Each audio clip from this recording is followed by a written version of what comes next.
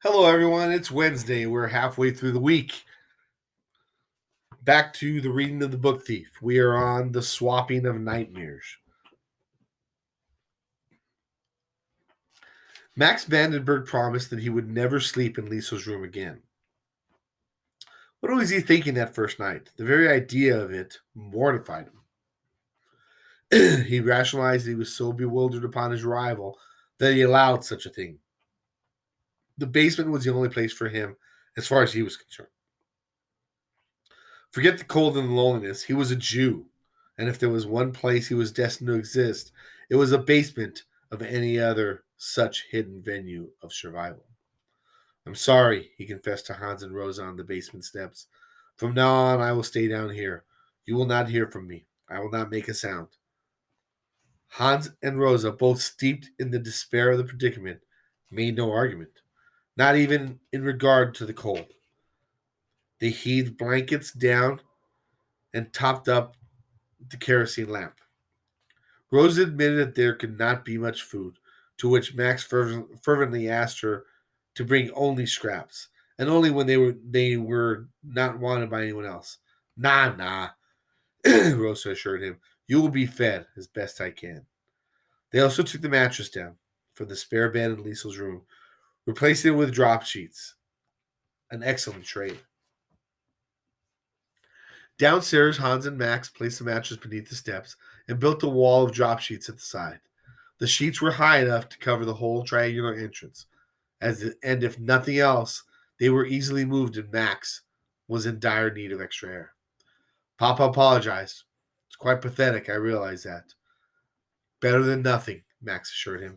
Better than I deserve. Thank you. With some well positioned paint cans, Hans actually conceded that it did simply look like a collection of junk gathered sloppily in the corner out of the way. The one problem was that a person needed only to shift a few cans and remove a drop sheet or two to smell out the Jew. Let's hope it's good enough, he said. It has to be. Max crawled in again. He said it. Thank you. Thank you. For Max Vandenberg, those were the two most pitiful words he could possibly say, rivaled only by, I'm sorry. There was a constant urge to speak both expressions, spurred on by the affection of guilt. How many times in those first few hours of awakeness did he feel like walking out of the basement and leaving the house altogether? It must have been hundreds. Each time, though, it was only a twinge, which made it even worse. He wanted to walk out. Lord, how he wanted to, or at least he wanted to want to. But he knew he wouldn't. It was much the same as the way he left his family in Stuttgart, under a veil of fabricated loyalty. To live, living was living. The price was guilt and shame. For his first few days in the basement, Lisa had nothing to do with him. She denied his existence, his rusting hair, his cold, slippery fingers, his tortured presence. Mama and Papa, there was such gravity between them and a lot of failed decision making. They considered whether they could move him. But where? No reply. In this situation, they were friendless and paralyzed. There was nothing else for Max Vandenberg. There was nothing else for Max nowhere else for Max Vandenberg to go. It was them, Hans and Rosa Huberman. Lisa had never seen them look at each other so much, or with such solemnity. It was they who took the food down and organized an empty paint can for Max's excrement. The contents would be disposed of by Hans as prudently as possible. Rosa also took him some buckets of hot water to wash himself. The Jew was filthy.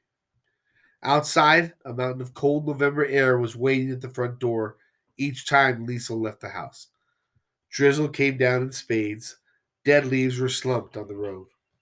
Soon enough, it was the book thief's turn to visit the basement. They made her. She walked tentatively down the steps, knowing that no words were required. The scuffing of her feet was enough to rouse him. In the middle of the basement, she stood and waited, feeling more like she was standing in the center of a great dusky field. The sun was setting behind a crop of harvested drop sheets.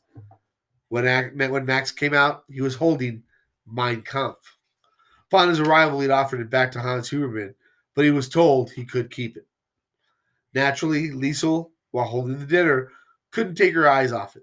It was a book she had seen a few times at the BDM, but it hadn't been read or used directly in their activities. There were occasional references added to its greatness, as well as promises that the opportunity to study it would come in later years, as they progressed into the more senior Hitler Youth Division. Max, following her attention, also examined the book. Is, she whispered. There's a queer strand in her voice, planed off and curly in her mouth. The Jew moved his head a little closer. Bitte? Excuse me? She handed him the pea soup and returned upstairs, red, rushed, and foolish. He said a good book. She practiced what she'd wanted to say in the washroom, in the small mirror. The smell of urine was still about her, as Max had just used the paint can before she'd come down. So in Gishtak, she thought, what a stink. No one's urine smells as good as your own. The days hobbled on. Each night before the descent into sleep, she would hear Mama and Papa in the kitchen discussing what had been done, what they were doing now, and what needed to happen next. All the while, an image of Max hovered next to her. It was always the injured, thankful expression on his face and the swamp-filled eyes. Only once was there an outburst in the kitchen. Papa, I know. His voice was abrasive, but he brought it back to the muffled whisper in a hurry. I have to keep going, though, at least a few times a week. I can't be here all the time. We need the money, and if I quit playing there, they'll get suspicious. They might wonder why I've stopped. I told them we were sick last week, but now we have to do everything that we always have. Therein lay the problem. Life had altered in the wildest possible way, but it was imperative that they act as if nothing at all had happened.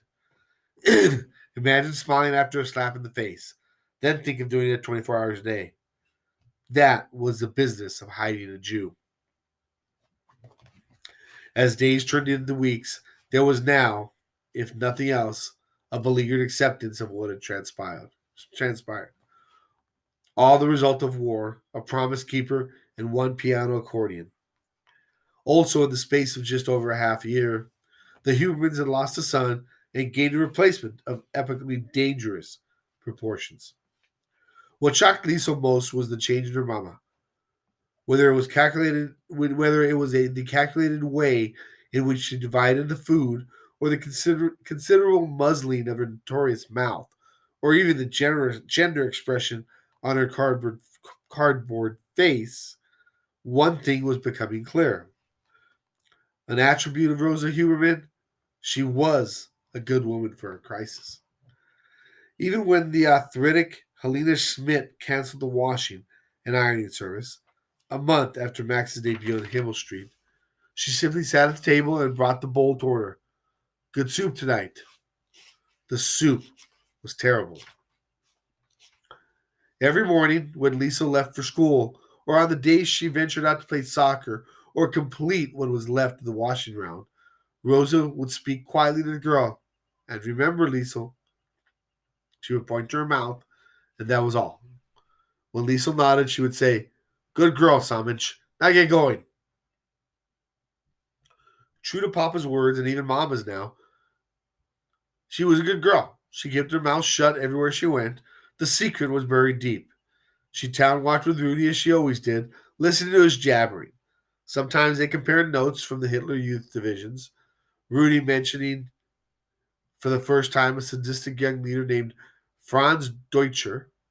If Rudy wasn't talking about Deutscher's intense ways, he was playing his usual broken record, providing renditions and recreations of the last goal he scored in the Himmel Street Soccer Stadium. I know, Lisa would assure him. I was there. So what? So I saw it, Sokol. How do I know that? For all I know, you were probably on the ground somewhere, licking at the mud I left behind when I scored. Perhaps it was Rudy who kept her sane, with his stupidity of his talk, his lemon-soaked hair, and his cockiness. He seemed to resonate with a kind of confidence that life was still nothing but a joke, an endless succession of soccer goals, trickery, and a constant repertoire of meaningless chatter. Also, there was the mayor's wife, and reading in her husband's library. It was cold in there now, colder with every visit, but still, Lisa could not stay away. She would choose a handful of books and read small segments of each until one afternoon she found one she could not put down. It was called The Whistler. She was originally drawn to it because of its sporadic sightings of the Whistler on of her sporadic sightings of the Whistler on Himmel Street, Fifkes. There was the memory of him bent over in his coat and his appearance at the bonfire on the Fuhrer's birthday. The first event in this book was a murder, a stabbing of a Vienna Street, not far from the Stephansdom, the cathedral in the main square. A small excerpt from the Whistler.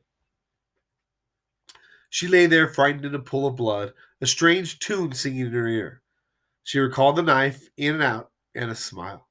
As always, the Whistler had smiled as he ran away into a dark and murderous night. Lisa was unsure whether it was the words or the open window that caused her to tremble. Every time she picked up or delivered from the mayor's house, she read 3 pages and shivered. But she could not last forever. Similarly, Max Vandenberg could not withstand the basement much longer. He didn't complain. He had no right. But he could slowly feel himself deteriorating in the cold. As it turned out, his rescue owed itself to some reading and writing, and a book called The Shoulder Shrug. Liesel, said Hans one night, come on. Since Max's arrival, there had been considerable hiatus in the reading practice of Liesel and her papa. He clearly felt that now was a good time to resume. Na, komm, he told her. I don't want you slacking off. Go and get one of your books. How about The Shoulder Shrug? The disturbing element in all of this was that when she came back, book in hand, Papa was motioning that she would follow him down to their old workroom, the basement. But Papa, she tried to tell him, we can't. What? Is there a monster down there? It was early December and the day had been icy. The basement became unfriendly with each concrete step. It's too cold, Papa. That never bothered you before. Yes, but it was never this cold.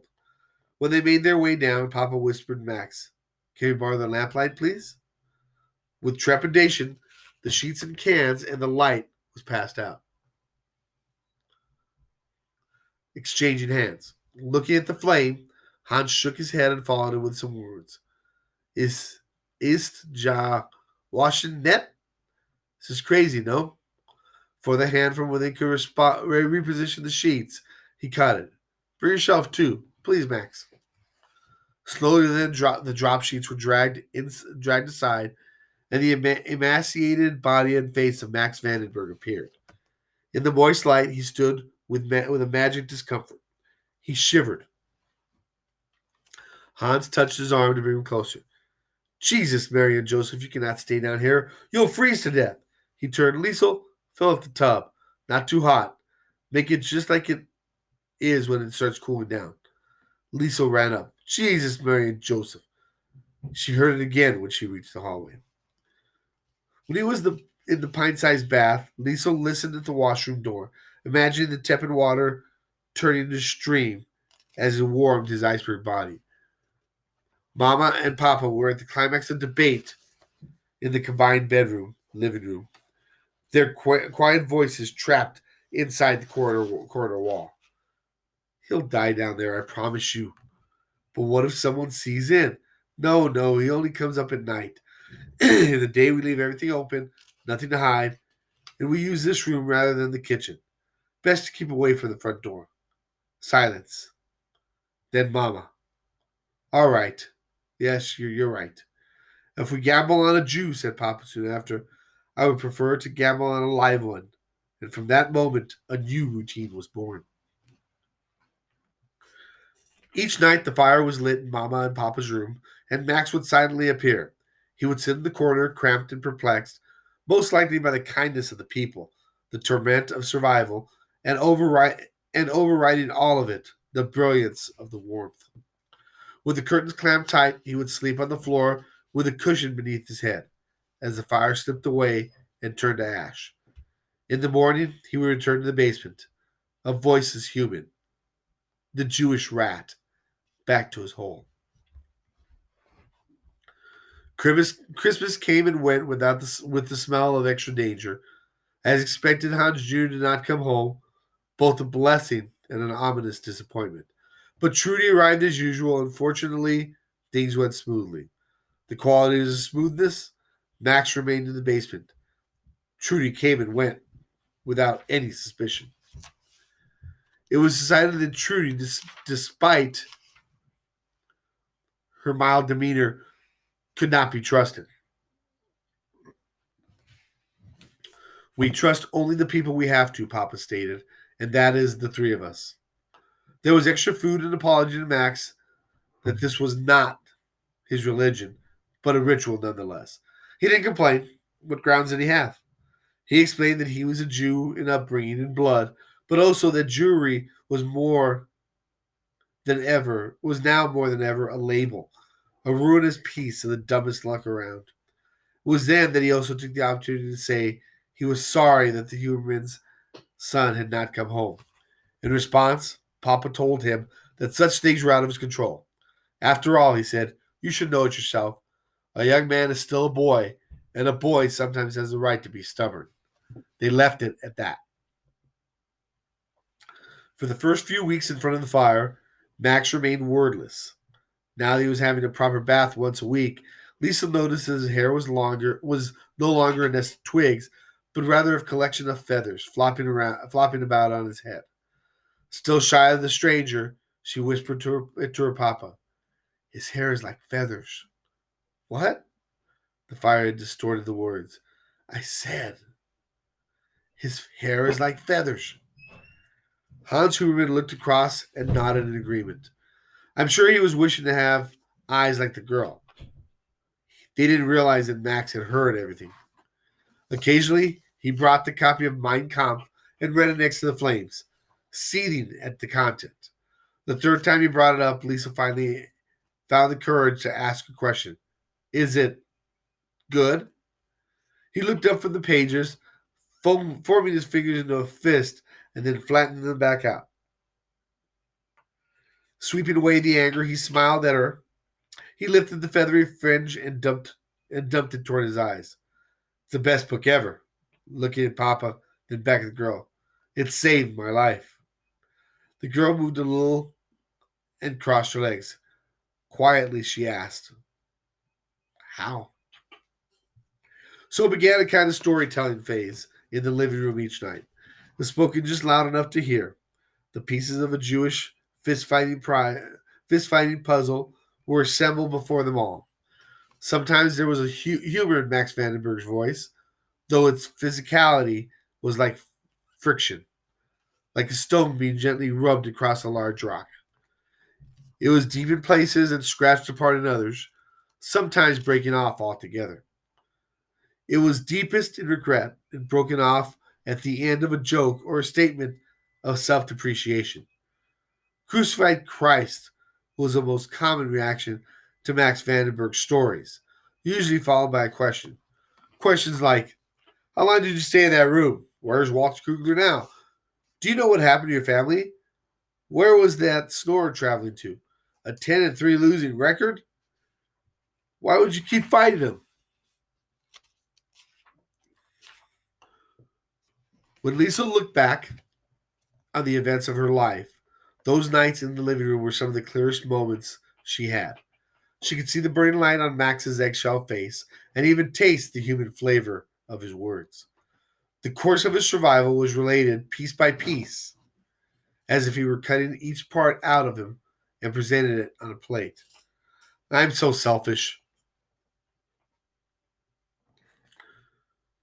When he said that, he used his forearm to shield his face, leaving people behind, coming here, putting all of you in danger.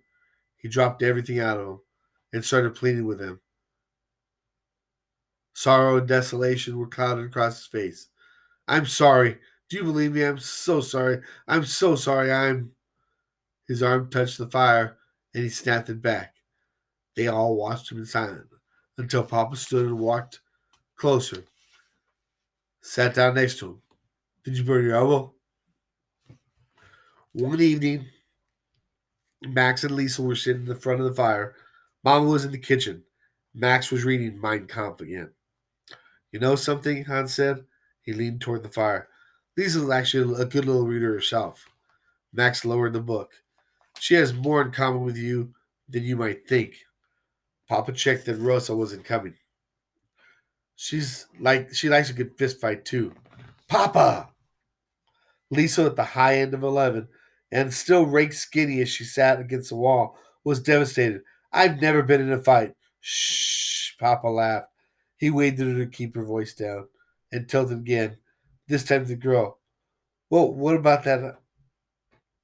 About the hiding you gave Ludwig Schmeichel, huh? I never. She was caught. Further denial was useless.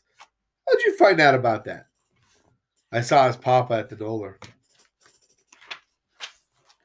Lisa held her face in her hands. Once uncovered again, she asked the pivotal question. Did you tell Mama? Are you kidding? He winked at Max and whispered to the girl. You're still alive, aren't you? That night was also the first time Papa played his accordion at home for months. It lasted half an hour or so until he asked a question of Max. Did you learn? The face in the corner watched the flames. I did. There was a considerable pause until I was 9. At that age, my mother said sold the music studio, and stopped teaching. She kept only the one instrument, but gave up on me not long after I resisted the learning. I was foolish. No, Papa said, you were a boy. During the nights, both Liesel Meminger and Max Vandenberg would go about their other similarity. In their separate rooms, they would dream their nightmares and wake up, one with a scream and drowning sheets, the other with a gasp for air next to a smoking fire. Sometimes, when Lisa was reading with Papa close to 3 o'clock, they would both hear the waking moment of Max. He dreams like you, Papa would say. And on one occasion, stirred by the sound of Max's anxiety, Lisa decided to get out of bed. From listening to his history, she had a good idea of what he saw in those dreams, if not the exact part of the story that paid him a visit each night. She made her way quietly down the hallway and into the living and bedroom. Max, the whisper was soft, clouded in the throat of sleep. To begin with, there was no sound of reply, but he soon sat up and searched the darkness. With Papa still in her bedroom, Liesel sat on the other side of the fireplace from Max. Behind them, Mama loudly slept. She gave the snorer on the train a good run for her money. The fire was nothing now but a funeral of smoke, dead and dying simultaneously.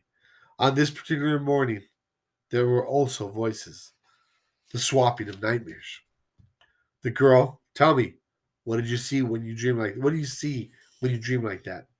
The Jew, I see myself turning around and waving goodbye. The girl, I also have nightmares. The Jew, what do you see? The girl, a train and my dead brother. The Jew, your brother? The girl, he died when I moved here on the way. The girl and the Jew together. Ja, yes.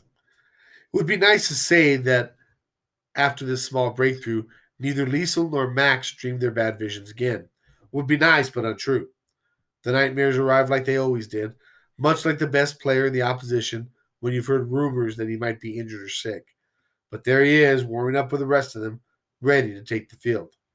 Or like a timetable train, arriving at a nightly platform, pulling the memories behind it on a rope. Lot of dragging, lot of awkward bounces. The only thing that changed was that Lisa told her papa that she should be old enough now to cope on her own with the dreams. For a moment he looked a little hurt, but as always with papa, he gave the right thing to say to his best shot. Well, thank God, He halfway grinned. At least now I can get some proper sleep. The chair was killing me. He put his arm around the girl, and they walked to the kitchen. As time progressed, a clear distinction developed between two very different worlds. The world inside 33 Himmel Street and the one they resided and turned outside it.